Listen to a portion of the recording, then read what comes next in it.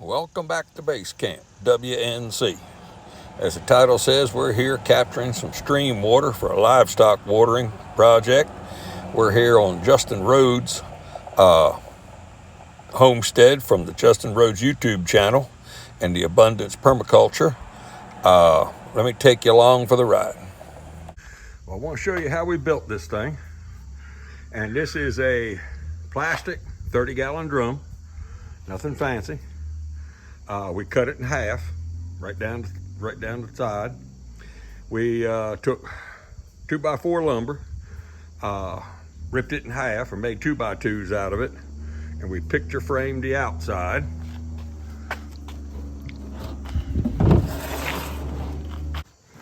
And what we did then, we picture framed on the inside around, and of course then screwed it with 3-inch screws between this whole thing on the ends and sides. We have layers of, this is 1/2-inch hardware cloth, and then on the top we put 1/8-inch hardware cloth on top of it. And when this thing is actually in the stream, it'll be something like that. And what we've got here, keeping in mind with my channel, this is just the bottom of an IBC tote that I cut up for something else. And you'll see this is actually where it goes up against the rock on this end so the water can come down. We took holes, drilled, and then put them on an angle, went straight down, burned the hole on sideways. So if you can actually get close enough, the water will actually come in here and go in. And we staggered the rows.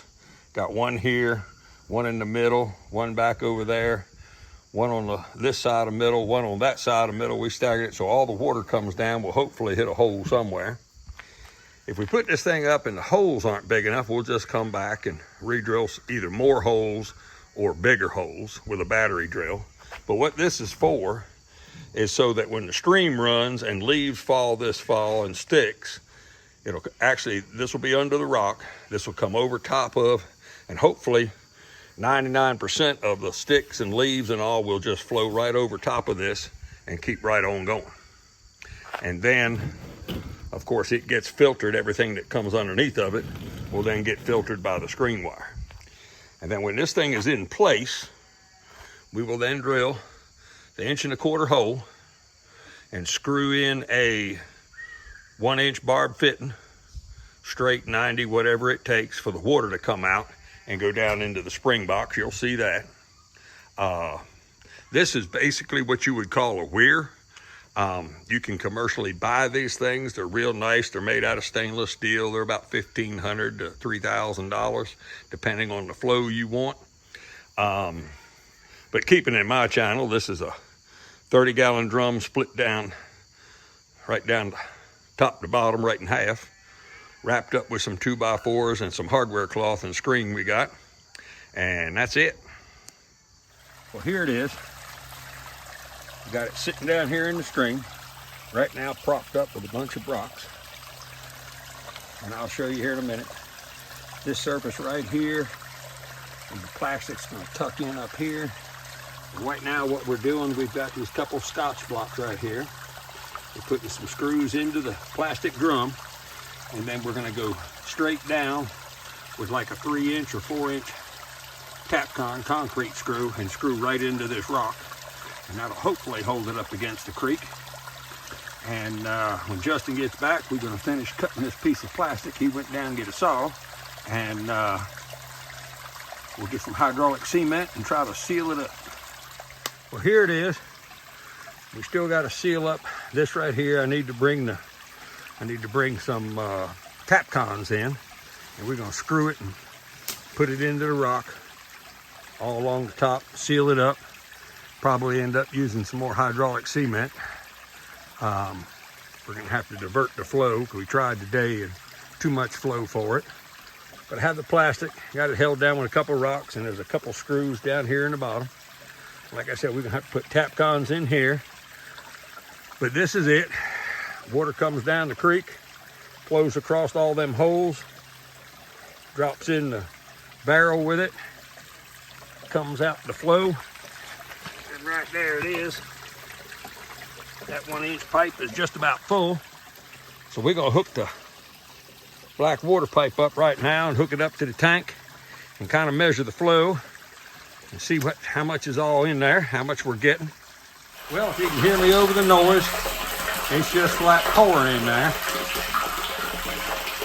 I have no idea. I don't have a measuring cup or bottle here to measure it. We'll do that the next time I'm here on Friday and finish this thing up. But it's only been running about 15 minutes and there's about 3 inches in the bottom of this tank already, so it's flowing pretty good. Well, here it is. This is a 250-gallon tank, I believe, from Carolina Water Tank. And I dug down and we, of course, took about 3 foot, a little bit better at digging to get down level enough for this whole tank to have a place to sit on. And this is the overflow line, and it's going to overflow pretty good. So ran that overflow line all the way over to the creek, so it'll just overflow, end up going back out there. And this is the supply line. And as I speak, there's a red flag hanging right there in the woods. And Mr. Justin took off with his app, and he is trying to go from here, I'd say at least 1,000 feet down to where the pigs are gonna get watered. We'll show you that, but it's going through this mess right here. So it's gonna take him a couple times to go back and forth, find a path, and make sure it's all heading downhill. But he's got some kind of HuntX app, and he can keep pinning his location. It's got the topo line, so it's telling him where he's at as far as elevation goes. And so he can keep it hopefully on the first time or twice and lay out this line. And it also has a track app on it, which is telling him how far from here to where he's going to end up. So we'll have a rough idea of how much pipe it's going to take. Well, we got the first Tapcon in, you can see right here. We're going to drill and put another one in here. We got one on the other side. We're going to go put another one right there. And then we'll start working on the top. Well, this thing's in place. We're going to see how it does. Put 2 Tapcons in here, 2 on the other side. I think it's 3 going across the top where we could get it. I did drill a few extra larger holes. I did increase all the holes from, let's see, where is it, from here down over top the pan. Really don't know why. We got more than enough holes for water. But this time I did build a dam up here out of this piece of cover plastic, and it really slowed down, so I was able to then, where on Justin's video, of course he was filming while I was working, I couldn't get hydraulic cement to sit here. We had too much of a flow. I couldn't divert it. So now it's starting to pick up again. My dam must be leaking. But put a piece of foam insulation to push down against the thing and cemented from the rock all the way on top of the plastic. So we'll see what this thing does here. I'll give it a little bit more time to set up, and I'm going to pull the dam loose. And the tank's already full, so I wanted to then go down there and measure it and see how much water we're getting per minute. Well, of course, this thing here is not really drinking water, although we did pull a sample on it and it's being tested.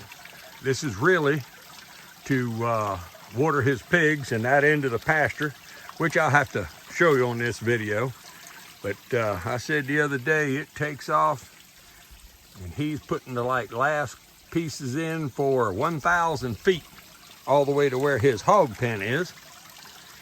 And of course, I mean, it's Justin Rose. You can look him up on YouTube, and it's Abundance Permaculture, I believe. I'll put his taglines and all his YouTube channels and his websites here in the description end of it, if I can figure out this new phone. But I might try to drill a few more holes. As you see, it's still not catching all of it, but the tank's full, so I have to look in there and see if the drum's full. It's just overflowing.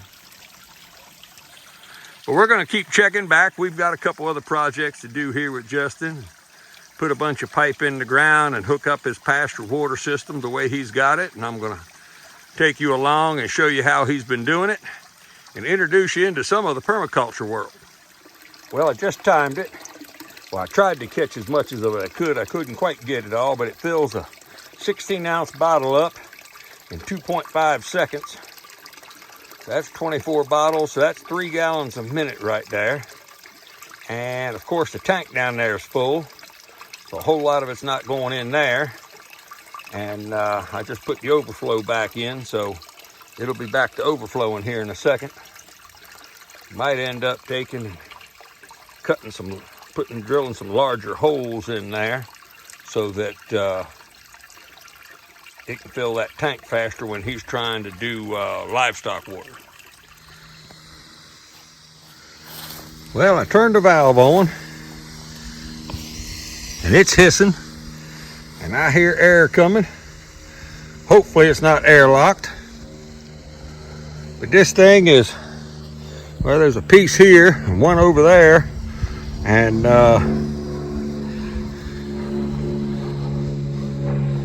that's, from what he said, that's 1,000 foot of hose.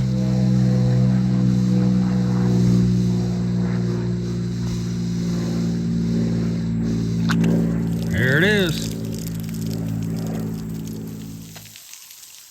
Well, there it is. I guess hopefully his days of hauling water are over. It's a hissing and carrying on. Shoot, it's squirting out now 25 feet. It's still got air in the line that's working out. We're gonna let it flow here for a minute. See how much better pressure we can get. Need to get a pressure gauge on it. Okay, come on, kids. Okay, so what we've done, we've cut the hose bib off, put a valve on here so we can shut it off at any time without having to go 1,000 foot up that side of the mountain. We had 75 pound of water pressure coming down from the hill. So we turned the pressure regulator down so it's at 50 pound of pressure. Well, here's what we did. We had just a hose bib on this thing, just a hose faucet. And there's no way of shutting it off between here all the way to the top of the mountain. So we put a ball valve in to shut it off. And we screwed a pressure valve onto it. And we had 75 pound of pressure. And we want a maximum of about 50 or a little bit less. What it'll do with 75 pounds, an automatic float valve may never shut off. It may break it. But like pig feeders, little nipple waterers, the pigs then can't push it in to drink it because there's too much pressure on it. So we broke it down. It's just over 50 pound of pressure now. This regulator here will go from, you can take it down from 20 all the way down to 25 pounds up as high as 75 pounds. So we're going to unscrew the valve here. We had 75 pounds of pressure on it.